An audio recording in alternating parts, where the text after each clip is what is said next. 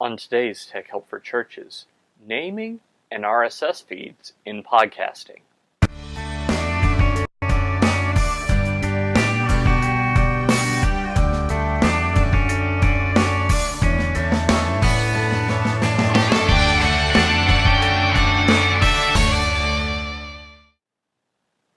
Hi everyone, and welcome again to another episode of Tech Help for Churches. My name is Paul Allen Clifford, and I'd love for you to join the conversation. So head on over to trinitydigitalmedia.com/contact. You can find all the contact information there, like my email address, paul@trinitydigitalmedia.com, the voicemail phone number, which is 1-877-763-3246 or 1-877-POD-ECHO. For you to echo back to this podcast. Or, of course, I've got a Twitter account, which is Paul Allen Cliff. Also have a Facebook fan page that you can go like. Any of those things are perfectly cool, and I'd love for you to give me feedback, questions, comments, etc. And, of course, right below the video, there's comments. Whether you're on YouTube or on trinitydigitalmedia.com, please leave a comment there. That's perfectly fine, too.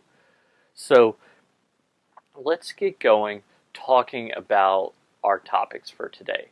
So first off, let's talk about naming and podcasting. When you're doing a podcast for your church, which that's what Tech Help for Churches is geared towards, is using it for your church, you might think, as I did for years, that you could just give it a title that seems appropriate and that will do what you want it to do. But alas, no, it's not that easy.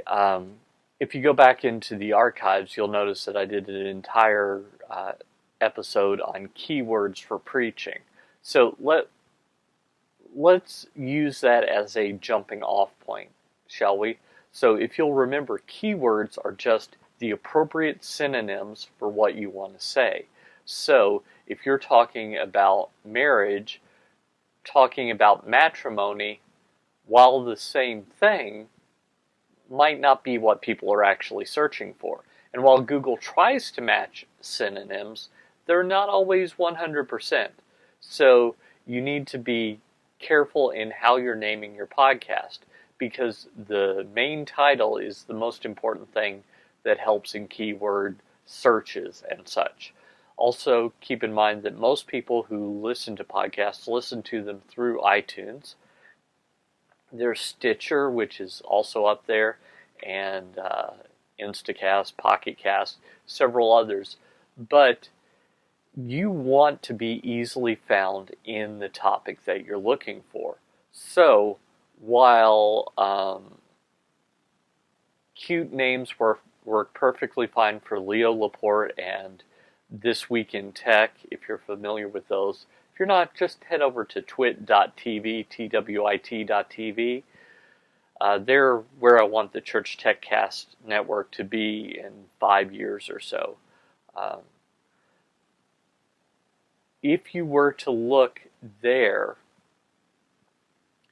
you would see that they use a lot of cutesy names, and those are fine for a lot of the shows I do, news-related shows where it's not evergreen content. But a few things about the church just never change, and that's a good thing. Here's what I mean.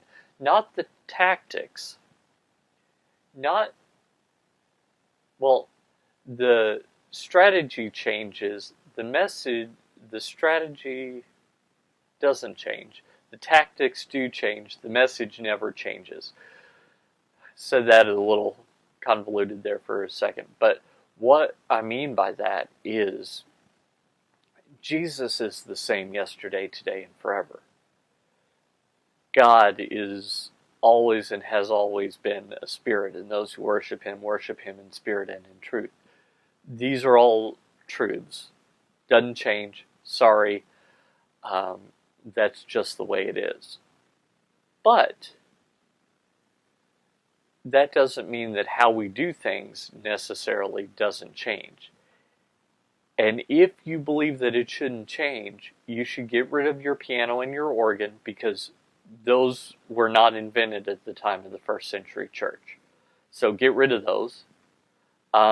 Also, while you're at it, get rid of pants, because pants hadn't been invented at that time either.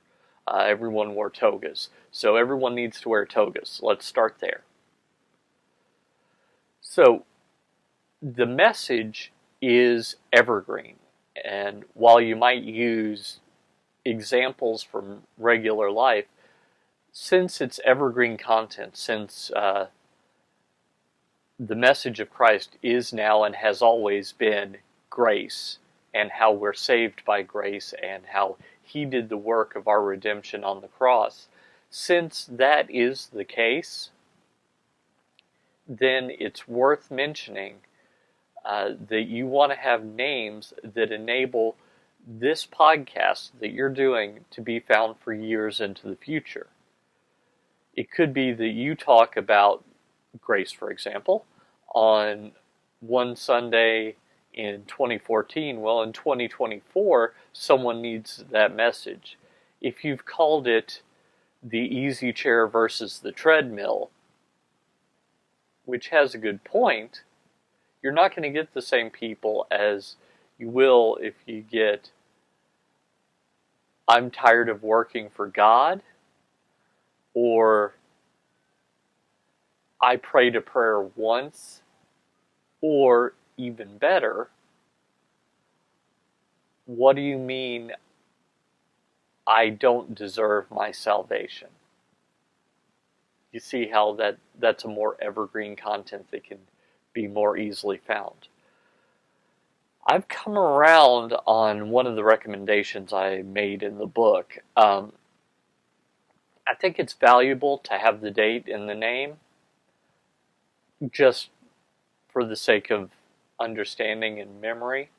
You know, if you know that you've listened to everything after June of 2014, which is when I'm recording this, the last day of June 2014.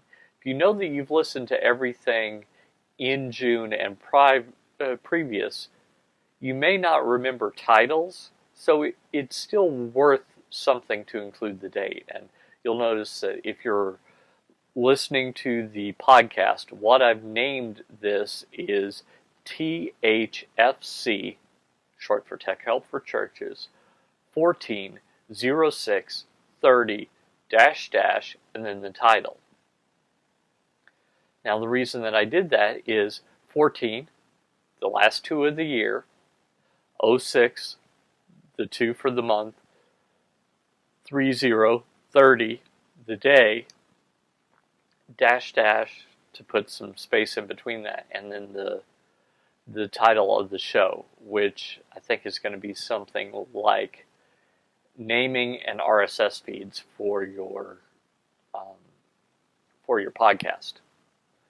So the reason I did that is you may not remember, because it's absolutely possible that I'll talk about a similar subject later.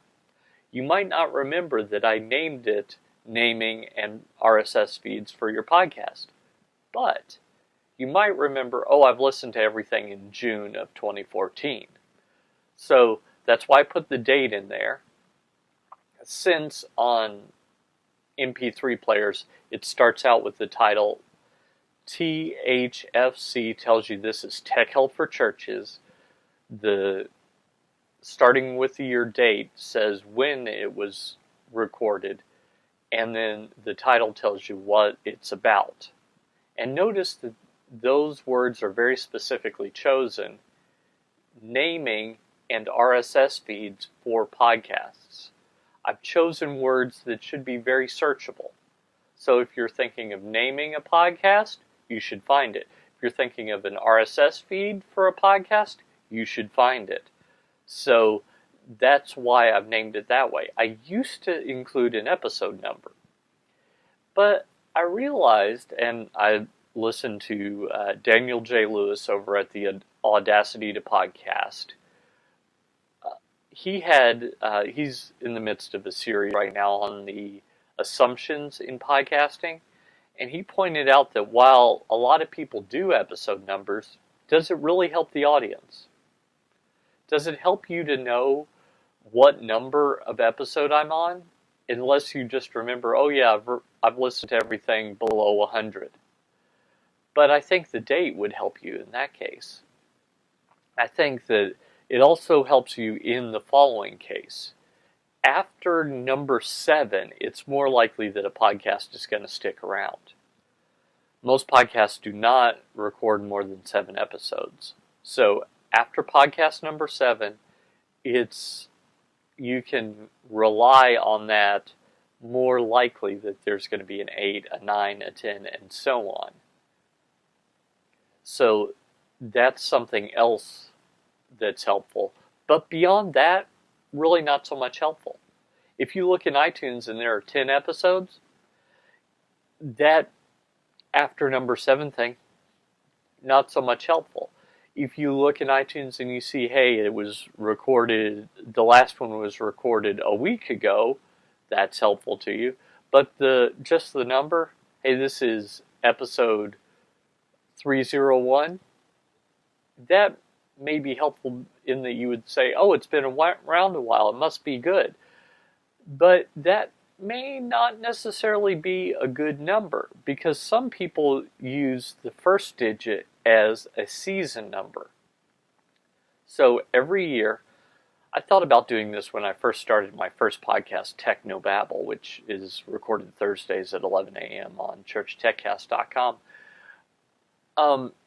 I thought about dividing it into seasons, and some people do that, in which case 301 might not be the 301st podcast. It might potentially be the 3rd, as little as the 3rd podcast, because if they record 1 podcast per season, and the first number is the season number, then that's the 3rd podcast. If they record 10 podcasts per season, that's perhaps the 21st podcast, because the last podcast in the 3rd season would be 330, which would be, or 310, 310, which would be the 10th podcast in the 3rd season, which is very confusing. So I'm not convinced that episode numbers are all that helpful to anyone but the podcaster himself or herself, who kind of sees it as a badge of honor that they've done a few hundred podcasts, or they made it to 100, or they made it to 1,000, or they made it to 500, or whatever. There are daily shows that do podcasts with high numbers, but if it's a weekly show or a monthly show, if it's a monthly show and it's episode 36, that you might think, well, they've only been around a little over a month, when in fact they've been around for 3 years. So I'm not convinced episode numbers are all that helpful, because they mean different things to different people. So I do think the date's helpful. I do think a good episode number, not an episode number, an episode date is useful. But beyond that, I think make sure you're using keywords in the name, and I think that you'll find that you have a whole lot of success when it comes to naming your podcast. We'll be talking about RSS feeds, which are not as boring as you might think, right after this. Tech Help for Churches and all the churchtechcast.com podcasts are generously provided for by viewers like you. Thank you. Head on over to patreon.com/Paul Allen Cliff. That's patreon.com/Paul Allen Cliff, PAULALANCLIF, and you can support the show for as little as $1 a month. Every little bit helps, so thank you.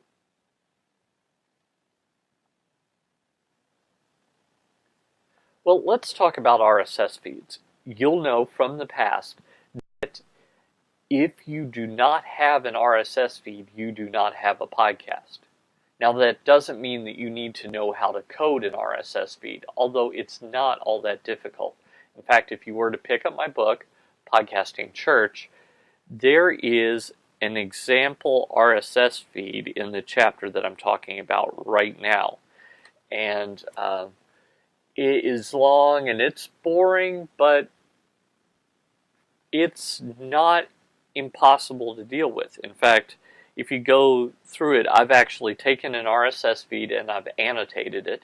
So the title example says the title of shows in this feed, link to your show's URL, description, brief description of the show, etc. So you can see what each of those mean. And when you start noticing it, you think, this seems fairly simple. You just need to remember what it is, and you could make your own in a text editor. You don't have to, though. Back when I started podcasting in 2005, that was one of the two ways to do it. You could either write your own in a text editor, or you could use some software to generate it, but it wasn't part of a website, really. What it was you would take the you would have an RSS feed, and then you would include the elements, and then this little program would spit out your RSS feed. You'd upload it to your website, and that's what you would point to. Not altogether helpful. I mean, it took a lot of work. Now mine is generated automatically. So how do I do that? Well, in the interim, there was something called FeedBurner. And FeedBurner was a product that was bought by Google that took an RSS feed generated by a website, added the appropriate tags to make it iTunes compliant, and because iTunes is the 400-pound gorilla in the podcasting world, that mattered. And then they would send it out. Well, FeedBurner has been on the list of the Walking Dead at Google for probably 2 years now. Like, the first time that we thought that it was going to die was July 2 years ago. And by we, I mean podcasters. So there's been a lot of us that have moved our feeds off of FeedBurner just because, let's be honest, if Google kills it, we're up a river without a paddle. So the preferred method of generating an RSS feed is either to use an RSS feed generated by your media host. So I believe Blueberry does this. I know Libsyn does this because Rob Walsh, who's the vice president of podcast relations, is adamant that their feed is the best in the world and you shouldn't use what I'm about to tell you. I don't do what he says, and here's why. While he's right that my feed could break, I'm responsible for my feed, and I can unbreak it, or I can get somebody to unbreak it if it breaks. With Libsyn, while they've been around for a long time, you never know. If I have a problem, that means that my podcast probably has a problem, and those should go together. If they have a problem, if their servers got hacked, if their security had a problem, if they went out of business, my show could be humming along beautifully, and I'd just be up a river without a paddle. So I don't like that. That's reason number one that I don't use theirs, even though technically it's probably a more reliable feed. Number two reason is they don't give you multiple podcast feeds without paying extra. And I'm using one hosting account for all my shows. All the audio shows, I've got 4 audio shows. They all spit out a single feed at Libsyn. By using the PowerPress plugin, yes, sorry, there was a previous one that I used to use. By using the PowerPress plugin for WordPress, my WordPress website creates that. Now, you might not know any of those words. let me just put it this way. An RSS feed it's kind of like a shopping list. Okay? Imagine you come home and your spouse hands you a shopping list and says, hey, can you run out to the grocery and pick up those things?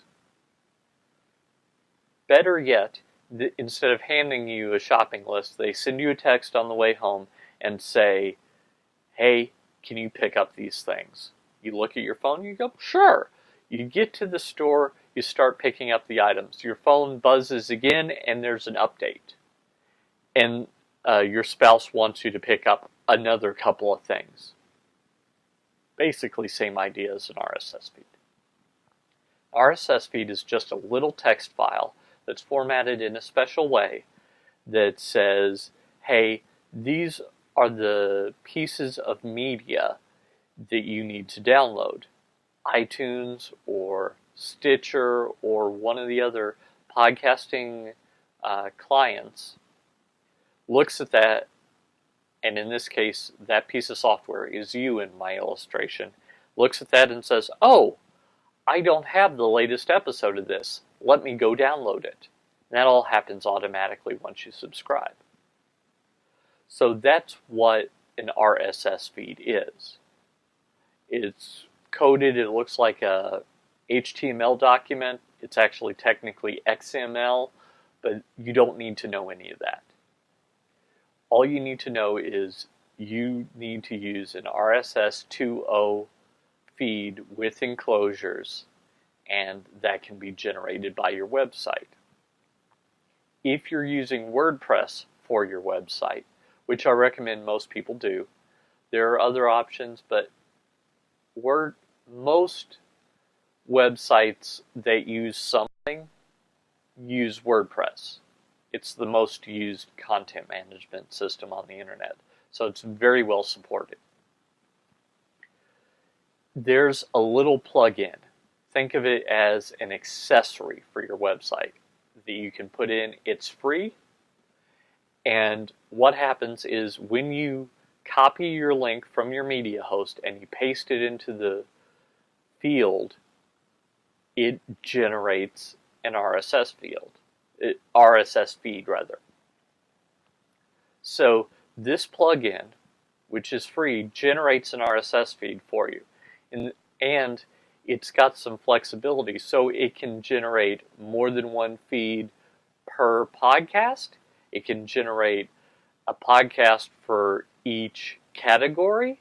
So in my case, where I have actually 5 podcasts, 4 audio podcasts and 1 video podcast, and the 4 audio podcasts all have videos as well.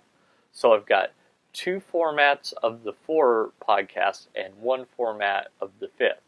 So technically I've got 9 podcasts here that I deal with on a weekly basis. Tech Help for Churches, which you're watching right now, is both audio and video. The Screencast show, which is recorded on Tuesdays at 11, is video only because it only makes sense to be video. Wednesday's Eternity Changers, audio and video. Technobabble, audio and video, and churchtechcast.com Q&A show, audio and video. So each of those 5 overarching shows are in the category cast area. So all I have to do to denote that this goes only to this particular podcast is make sure I put it in that category. If there's a video that goes with it, there's also another place that I just add that in. So that works perfectly fine. And that's how I generate the RSS feed. I don't have to get arms and elbows into the code. I don't have to download anything and upload anything. I just check a checkbox, basically, or copy and paste into a secondary field. It's really easy. And that's the way that it's done now, so you don't have to know anything about coding. But if you are only uploading, we talked about this in a previous show, but I'm going to reiterate it. If you're only uploading your podcast to YouTube and nowhere else, it's not a podcast. YouTube is streaming media. It's on-demand streaming media, but it's not a podcast. A podcast is a downloadable media content. What that means is it downloads in advance, and then you can watch it whenever, wherever, even if you don't have internet access. So, for example, I've got a retreat that I'm going on in August, and the internet there is spotty at best. Let's just say it that way. It's spotty at best internet, and what that means is, since the internet is spotty at best, I can download podcasts before I go to the retreat, and I can listen to them while I'm there, even though I'm not connected. And that's very powerful. Podcasts are inherently time-shifted, so that means I don't have to listen to it, for example, when this show is recorded on Mondays at 11 a.m. Eastern, 8 a.m. Pacific, 3 p.m. UTC, during the summer. You don't have to listen to it then. You can listen to it years from now. I guess technically I might be dead while you're listening to this. Hope not. Like interacting with you, but I might be.